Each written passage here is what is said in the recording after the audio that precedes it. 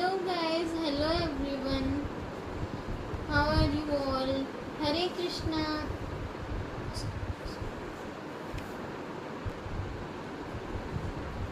हरे Krishna everyone, कैसे हो आप सभी लोग? उम्मीद करती हूँ कि आप सभी लोग बहुत अच्छे होंगे। So I am Vania and she is my sister Naisargi. So आज हम ये पॉडकास्ट शुरू कर रहे हैं बिकॉज इनको कुछ सवाल हैं हम जिनके जवाब ये मुझसे एक्सपेक्ट करते हैं। सो हमने ये रिकॉर्ड इसलिए किया है क्योंकि हो सकता है नैसर्गी दीदी की तरह ही आपके मन में भी कई सारे सवाल हों जिनके जवाब शायद इस पॉडकास्ट के माध्यम से आपको मिल पाए। सो बिना देरी किए हुए बोलो हरे कृष्णा। और हमारे आज के सबसे खास मेंबर और सबसे प्यारे मेंबर, हमारे घर के सबसे छोटे और सबसे प्यारे सदस्य कान्हा से मिलवाती हूँ मैं आपको। ये है हमारे घर की पूरी रौनक, हमारी घर की पूरी शाइन। सो बिना देरी करते हुए इनका स्वागत करते हैं, इनका आशीर्वाद लेते हैं और अपना ये पॉडकास्ट शुरू करते हैं। सो आप अपने सवाल पूछो। मैं अपने सवाल इन चिट्ठियों में लिख रही हूँ, आप एक पिक कीजिए। ओके।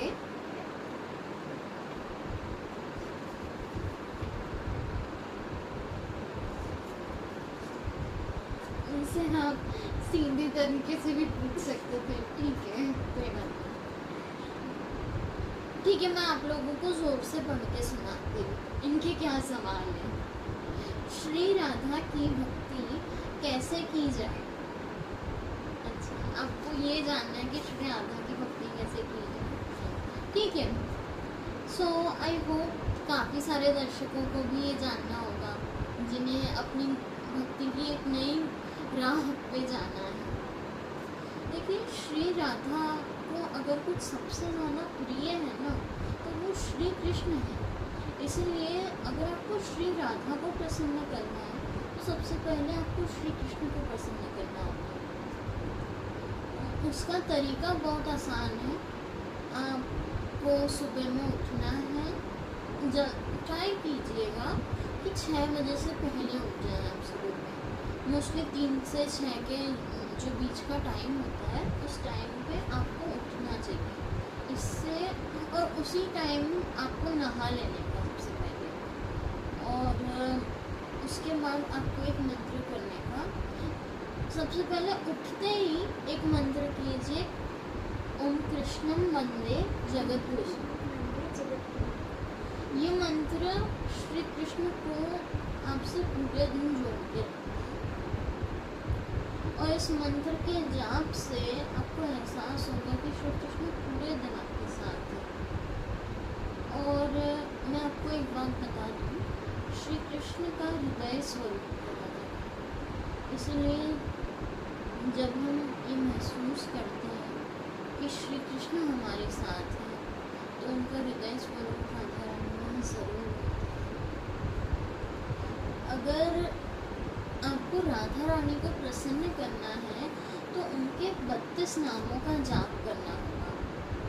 गाइस, अगर आपको 32 नामों का जाप की एक अलग से वीडियो चाहिए तो वो हम बनाएंगे चैनल पे, आप चिंता मत करना। आप बस एक बार कमेंट में टाइप करके जाना कि हमको इस चीज़ पे वीडियो चाहिए, आपको मिल जाएगी, ठीक है। So let's continue. तो अगर हम बात करें श्री राधा की भक्ति की तो उसके लिए राधा रानी के 32 नामों का जाप अगर आप ना कर पाए, उसकी एक माला भी बहुत मुश्किल होती है करनी। मैंने ट्राई की है, नहीं होती है, बहुत मुश्किल होती है। 2 घंटे तक भी आप है ना कंटिन्यूसली जाप करते रहो तो भी वो माला पूरी नहीं होती, बहुत लंबी होती है वो माला। तो अगर आपसे वो माला नहीं हो पाती है तो 2 और मंत्र हैं। एक तो हरे कृष्णा महामंत्र, अगर आप हरे कृष्णा महामंत्र करते हैं परंतु उसका पूरा फल प्राप्त करना है ना आपको, तो आपको 16 बार उस मंत्र का जाप हरे कृष्ण महामंत्र का आइए एक बार तो जाप करते हैं।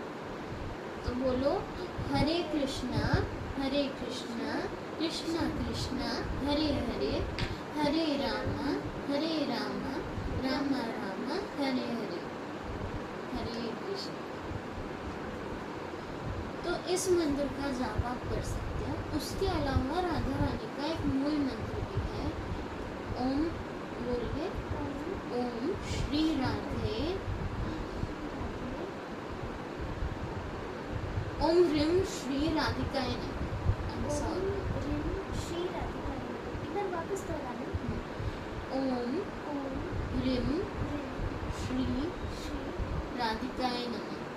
राधिका ये राधिका मतलब राधा रानी का ही एक नाम है राधिका, इसलिए ये मंत्र जैसे ओम नमो भगवते वासुदेवाय नमः हम करते हैं ना, तो वो कृष्णा जी को नमन करने के लिए ये मंत्र से हम ये बताते हैं कि हम राधा रानी को नमन कर रहे हैं। उम्मीद करती हूँ आपको अपने सवाल का जवाब मिल गया होगा। आपका बहुत शुक्रिया। इस सवाल के साथ मुझे मेरा जवाब बहुत पसंदीदा भी है। Thank you. Thank you so much. अब आपका अगला सवाल पढ़ते हैं। मुझे खुशी है कि मैं आपके सवालों के जवाब दे पा रही हूँ। श्री कृष्ण के आने वाले अवतार को लेके बारे में बताइए। ठीक है, श्री कृष्ण विष्णु जी के 22वें अवतार थे। 23वें अवतार उनके थे गौतम बुद्ध, उसके बाद चैतन्य महाप्रभु, और उसके बाद अब जो कलयुग के अंत में जो जन्म लेने वाला है, जो अवतरित होने वाले हैं, उनका नाम है भगवान कल्कि। भगवान कल्कि के बारे में ये बताया जाता है ग्रंथों में। लेकिन मैं भी बहुत कुछ नहीं जानती, क्योंकि वो अवतार हो नहीं चुका है, वो होने वाला है। इसलिए एकदम सचोट जानकारी अभी उसके बारे में नहीं है। तो मैं बस आपको इतना बता सकती हूँ कि उनका जन्म संभाला गांव में हुआ, जो कि हिमाचल की वादियों में बसा एक ऐसा गांव है जो बादलों के बीच छुपा है। वो दिखता नहीं है, वो बहुत रेयरली दिखता है, और बहुत ही कम लोग वहाँ पे जा सकते हैं। दूसरी बात, भगवान विष्णु का जो अंतिम अवतार है, जो कि कल्कि अवतार है, वो 3 पैरों वाले सफ़ेद घोड़े पे सवार होते हैं, अपने संग 7 चिरंजीवियों के साथ आए। 7 मुख्य चिरंजीवी है, टोटल चिरंजीवी 12 है। वेल गाइस, अगर हम इन 7 चिरंजीवियों का नाम लेंगे तो वीडियो शायद थोड़ी सी लंबी हो जाएगी। हम किसी नेक्स्ट वीडियो में इसमें डिटेल में बात करेंगे। अभी तक के लिए आप बस इतना जान लो कि 7 चिरंजीवियों के साथ वो आएंगे, जिनमें उनके जो कह लीजिए जो उनके गुरु होंगे वो होंगे भगवान परशुराम, और परशुराम जी के अलावा अश्वत्थामा भी होंगे उस युद्ध में, फिर हनुमान जी भी होंगे, फिर ये विभीषण जी भी होंगे, ऐसे कई सारे। हाँ, विभीषण जी भी चिरंजीवी हैं, वो भी अभी तक जिंदा है। अच्छा,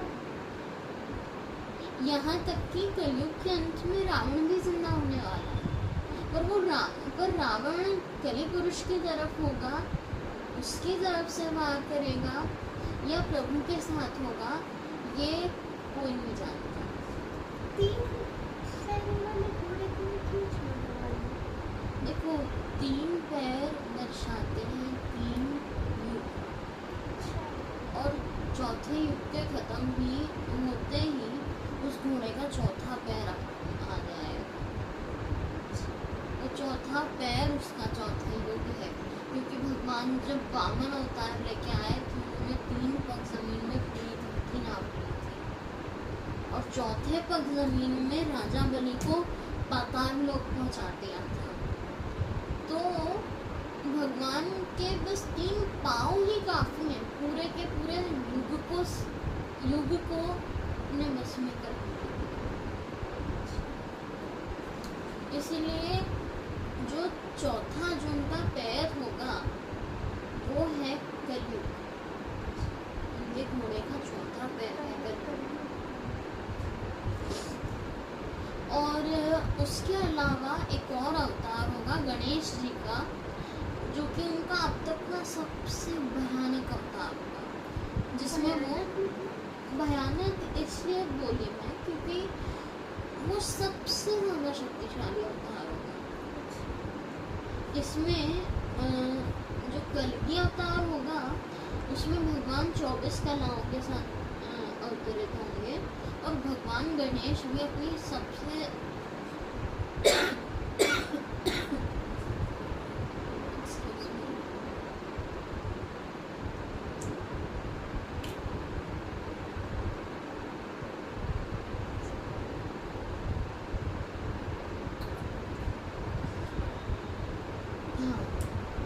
इसमें भगवान अपने सबसे ज़्यादा शक्तिशाली अवतार में होंगे।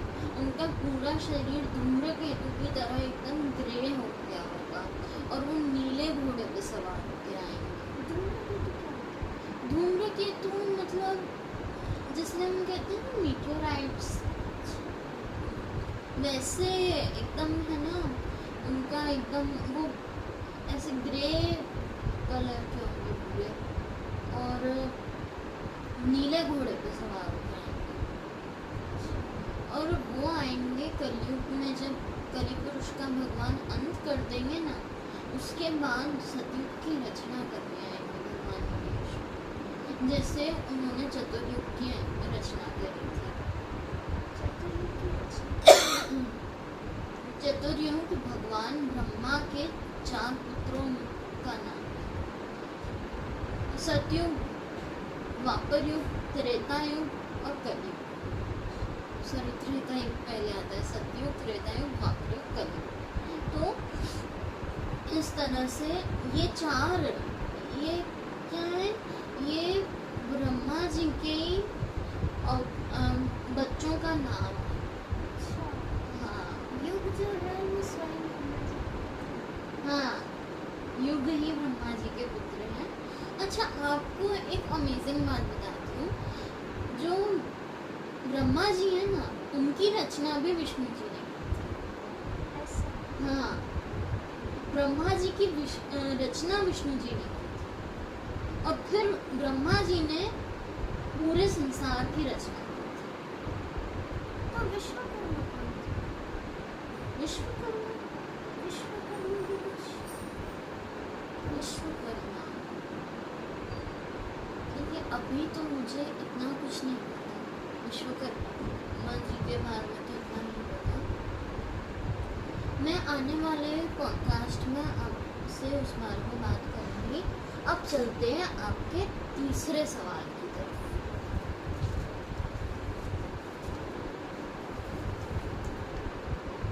हम कृष्ण का श्रृंगार क्यों करते हैं? ये तो कोई आपने बहुत खतरनाक बात पूछ ली। अच्छा, अब जब इन्होंने ये बात पूछ ही ली है तो आपको हम श्रीनाथ जी के बारे में सबसे पहले आपसे श्रीनाथ जी अजब बाई के कहने पे प्रकट हुए थे। अजब बाई जो थी मीराबाई की ननंद थी।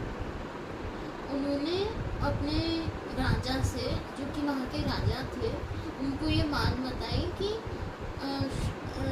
कृष्णा जी हमारे यहाँ पे पधारे, ऐसा उनका मानना था। अब देखिए, ऐसा है कि भक्तों के आसपास रहेंगे तो भक्ति तो आएगी नेचुरली।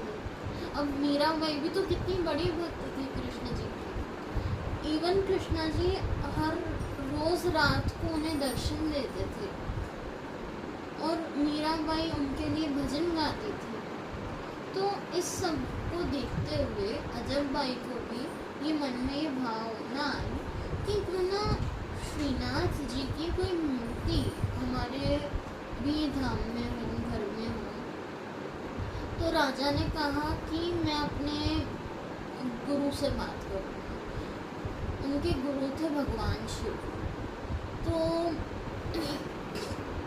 शिव जी ने उन्हें बहुत ही प्यारी बात कही कि देखो, अगर श्रीनाथ जी को रखना है ना तो उनके नखरे उठाने पड़ेंगे।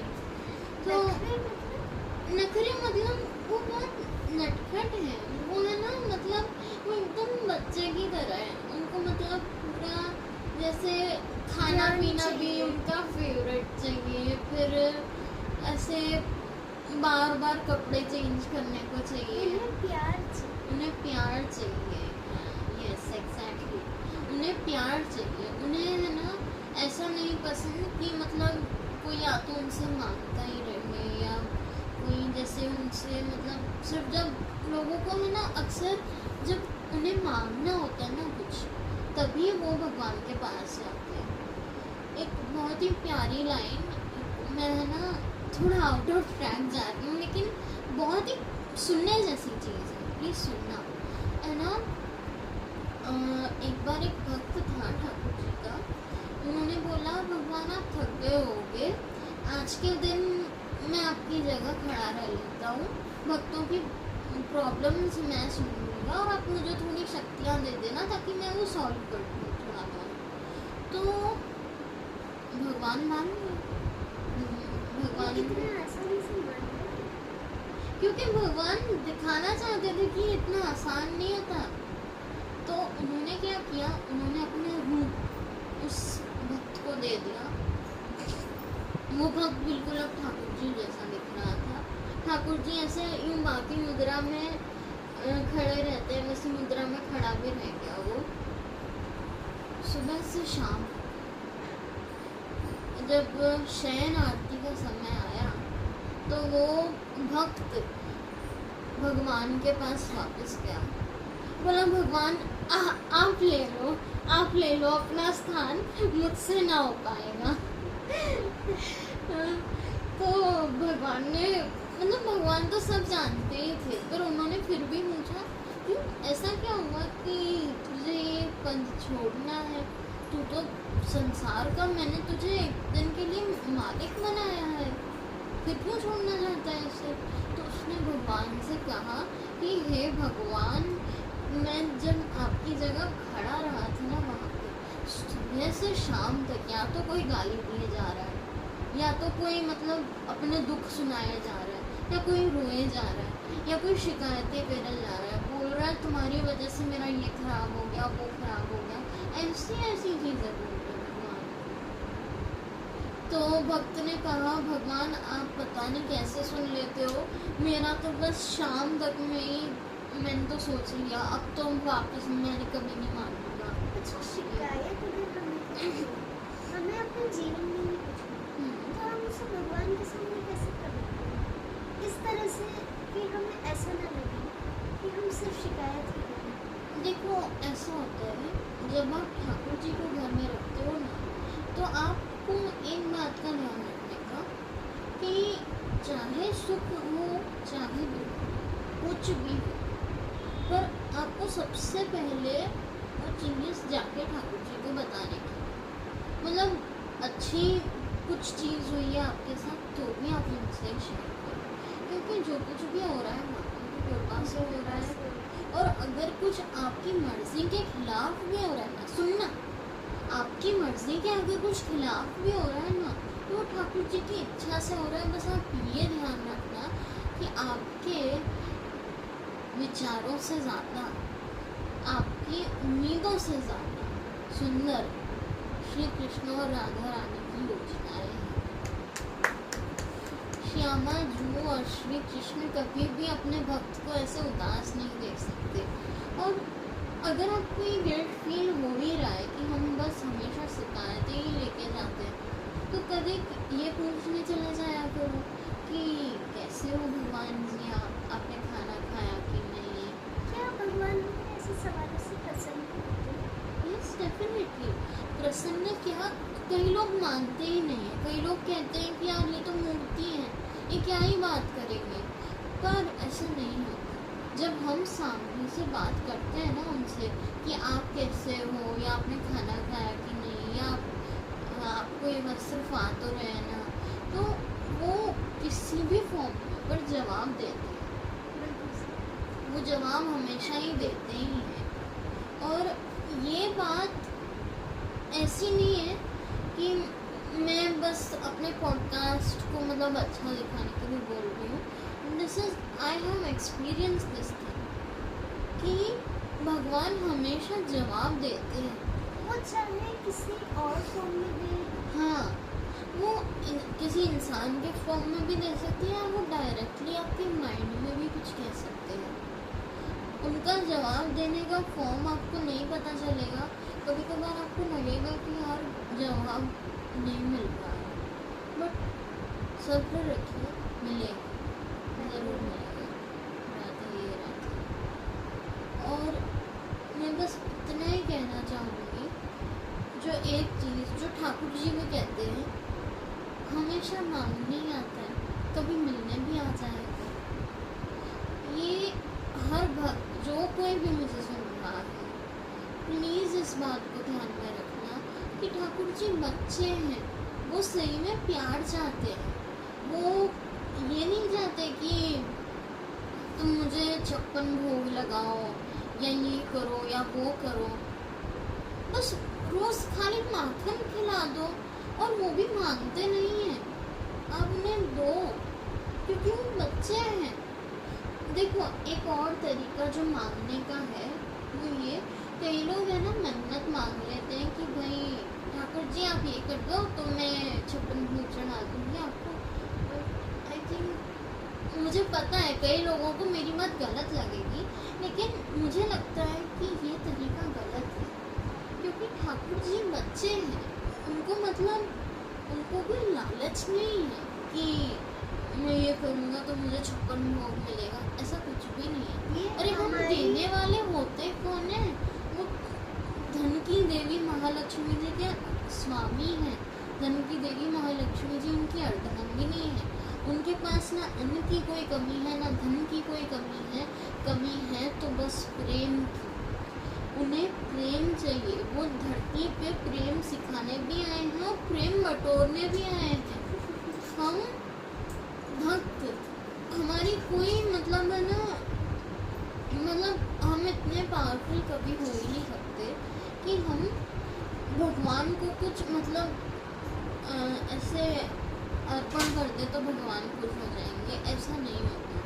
ठाकुर जी कैसे है ना, जैसे हमको, जैसे बच्चे को हमने कहा कि भाई मार्केट से ही सामान ला, तो बच्चे ने जैसे लाया, अब वो अपनी मम्मा से यही बोलेगा ना कि मम्मा आज मेरा कुछ फेवरेट बना। तो ठाकुर जी बिल्कुल वैसे ही है। आपको अगर कुछ चाहिए तो आप बस उनको बता दो, कान्हा आप मेरा ये काम कर दो। तो फिर जब काम हो जाए ना, उसके बाद ठाकुर जी के सामने ना 4 ऐसे चिट्स उछालो, सब में कोई कोई फूड आइटम का नाम लिखो, और मोस्टली है ना कुछ मीठा ही लिखना। ठाकुर जी को मीठा बहुत पसंद है तो कुछ मीठा ही लिखना। फिर क्या करना, आपका जिस भी चिट पे हाथ पड़ेगा ना, समझ लेना वो ठाकुर जी ने ही कहा है कि मुझे वो चाहिए, इसीलिए आपका हाथ उस पर पड़ा। देखना, उसको खोल के देखना, फिर मिल जाए आपको भाई ये बनाना है, आधे घंटे में फटाफट तैयार करके दे देना ठाकुर जी को। वरना ठाकुर जी को एक बार भूख लगती है ना, फिर वो गुस्सा के हो जाते हैं कभी कभार। ठाकुर जी को सबसे प्यारा क्या लगता है खाने में? वो तो पूरी दुनिया जानती है दीदी, माखन मिश्री। माखन मिश्री ने वाला रे प्रभु। तो और उसके अलावा आप उनको रबड़ी का भोग लगा सकते हो। रबड़ी राधा रानी को भी बहुत पसंद है, तो आप इनका भोग लगा सकते हो। कोई सब्जी का भी लगा सकते हो, कुछ सब्जियां भी खाते हैं। बट ऐसा होता है ना कि मतलब जैसे से कुछ ज़रूरी आपने काम करवाया है तो उसके बाद आप कुछ मीठा सा या ऐसा कुछ लगाओगे ना तो उनको अच्छा लगेगा और उनसे ही चूज़ करवाना का कि आपको क्या चाहिए। गाइस एक बार ये ट्राई करना, मोस्टली माखन मिश्री पे ही हाथ जाएगा आपका। हाँ, और आप कुछ पूछ रहे थे? अगर कर्ण कभी रूठ जाए हमसे तो हम उसके लिए उन्हें मनाने के लिए क्या करें? अब ये खतरनाक बात पूछी आप, तो इसके लिए मैं आपको जवाब बाद में दूंगी। पहले एक लीला तो सुन लीजिए आप, बहुत प्यारी लीला, बहुत ज़्यादा प्यारी। क्या है, जब वृंदावन में ठाकुर जी और राधा रानी खेलते थे ना एक साथ, तो राधा रानी बार बार रुक जाते और ठाकुर जी उनको मना लेते। पर एक बार क्या हुआ, ठाकुर जी ने सोचा कि चलो आज मैं रूठ जाता हूँ, देखता हूँ राधा रानी मुझे मना पाएंगे कि नहीं। तो ठाकुर जी तो रूठ गए। अब रूठे सूठे माने ही नहीं। राधा रानी मना के थक गए पर वो माने ही नहीं। अब राधा रानी उदास हो गई, वो यमुना तट जाके बैठ गए, बहुत रोए जाते थे। उन्हें लगा कि ठाकुर जी सही में नाराज हो गए। तो फिर अल्टीमेटली क्या हुआ, राधा रानी बेहोश हो गई। वो ये एक प्रेम है, वो ना गोपियाँ सहन कर पाती हैं तो राधा रानी कैसे सहन करते श्री कृष्ण का नाराजगी। इसीलिए श्यामा जी बेहोश हो गए। 10 दिन हो गए श्यामा जी हिले हुए नहीं, बस बेहोश हो गए। ये सब यमुना जी ने देख लिया। यमुना जी श्री कृष्ण का अवतार लेके यमुना तट पे खड़ी और उन्होंने श्यामा जी को उठाते हुए कहा, ये श्यामा जी, मैंने तुम्हें माफ़ कर दिया है। तब श्यामा जी के चेहरे पे जो नेचुरल स्माइल आई है किशोरी जी के चेहरे पे, वो सही में बहुत अलौकिक थी। श्री कृष्ण का अगर मैं तो कौन ही होती हूँ उनका स्मरण करवाने वाली आपको, पर आप एक बार मेरे कहने पे आंखें बंद करके ये सोचिएगा, एक घुंघराले बाल वाली लड़की है जिनकी 2 चोटियाँ बनी हुई हैं, घुंघराले बाल हैं, एकदम ब्राउन हेयर्स हैं और बीच में मांग टीका है और प्यारा सा एक मतलब लहंगा सा पहना है उन्होंने, थोड़ा 3-piece स्टाइल, और उनके पाँव में पायल है, आंखें एकदम बड़ी और एकदम हिरण की तरह हैं और मुख पर ऐसी मुस्कान जैसे शरद पूनम के 1000 चंद्रमा एक साथ चमक रहे हों। ऐसा तो तेज मेरी राधा रानी का, ऐसा अलौकिक सुंदर दृश्य आपको कहाँ देखने को मिल सकता है। अब फिर ये इमेजिन करिएगा कि वो इतनी सुंदर सी कन्या एक झूले पे बैठी अपने कृष्ण का इंतजार कर रहे झूल रही है और एकदम से श्री कृष्ण आते हैं बांसुरी लेके, इतनी मधुर बांसुरी बजाते हैं कि बस राधा रानी मनमोहित हो जाते हैं।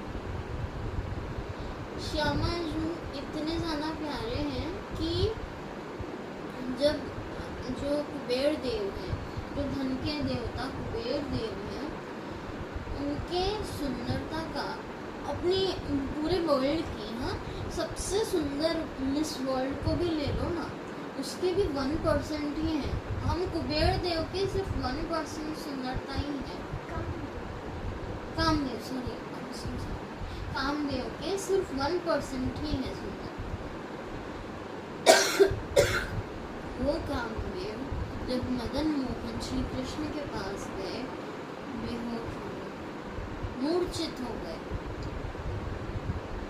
तो सोचो श्री कृष्ण कितने सुंदर हैं। और वही श्री कृष्ण जब श्यामा जी के सामने जाते हैं, वो भी तब जब श्यामा जी ने नथनी ना पहनी तो वो भी होश हो जाते हैं। अब सोचो श्यामा जी कितने ज़्यादा सुंदर हो, इसीलिए तो उनको कहते हैं मदन मोहन मोहिनी। इसीलिए श्यामा जो इतने ज़्यादा सुंदर हैं कि ठाकुर जी जिनकी सुंदरता पूरे जगत में प्रसिद्ध है, उन्हें देखकर जो मोहित होते हैं वो कैसी राधे राधे। और आपको एक बात बता दूं, आप सबसे पहला सवाल जो उनका था कि राधा रानी की भक्ति कैसे की जाए, तो सबसे ज़्यादा तो ठाकुर जी और राधा रानी को उनको श्रृंगार पसंद है। कोई भक्त उनका श्रृंगार करता है ना तो उन्हें बहुत अच्छा लगता है। इसीलिए श्रृंगार, देखो सबसे पहले नहा धो लो, जल्दी उठ के नहा धो के उनको नहला धुला के उनके वस्त्र बदल दो और उन्हें माखन मिश्री और पंचामृत का भोग चढ़ा दो। हर रोज आप जैसे रबड़ी ना ला पा रहे हो तो रबड़ी का हफ्ते में एक बार भोग चढ़ा दो। इतना भी बस आप करोगे ना। और हाँ, एक बात मत भूलना, ठाकुर जी को एक बार तैयार कर दिया, राधा रानी को एक बार तैयार कर दिया, उसके बाद उन्हें आईने में उनकी सुंदर सा चेहरा जरूर दिखाना। मुझे बहुत पसंद है उसको तैयार करवा के फिर ऐसे देखना। तो मैंने वो नहीं आपको वो लीला बताई थी अजब बाई वाली, तो फिर जब शिव जी ने बोला ना नखरे उठाने पड़ेंगे, तो फिर वो ठाकुर जी के पास गए, बोले कि शिव जी तो ऐसे बोल रहे हैं कि आपके तो नखरे उठाने पड़ेंगे। तो श्री कृष्ण फिर थोड़े मतलब है ना ऐसे क्रोधित भी हो गए और थोड़ी शरारती स्माइल भी आ गई उनकी फेस पे। तो उन्होंने बोला शिव जी तो 2 रुपए का भस्म लगा के बैठ जाते हैं, मैं 8 झांकियां बदलूंगा,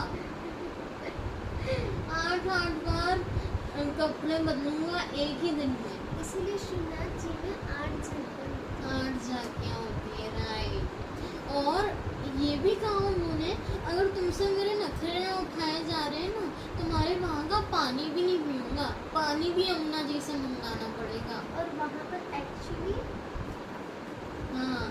एक्चुअली यमुना जी से ही पानी आता है, सेवा होती है, ठंडा होता है सब यमुना जी के पानी से। आज का सो यस गाइस, आज का पॉडकास्ट यहीं पे समाप्त करते हैं। उम्मीद करती हूँ आपको ये पॉडकास्ट बिल्कुल अच्छा लगा होगा एंड आपके कई सारे सवालों के जवाब इसमें मिले होंगे। अगर आपको ये वीडियो पसंद आती है तो please do like, share and subscribe. ऐसे और वीडियोस देखने के लिए आपका एक सब्सक्राइब हमारे लिए बहुत बड़ा मोटिवेशन होता है। एंड आपको नेक्स्ट वीडियो किस टॉपिक पे चाहिए इस बारे में कमेंट ज़रूर करते जाना, भूले बिना करते जाना, ताकि हम ऐसी अमेजिंग वीडियोस आपके पसंद की ला सकें। राधे राधे।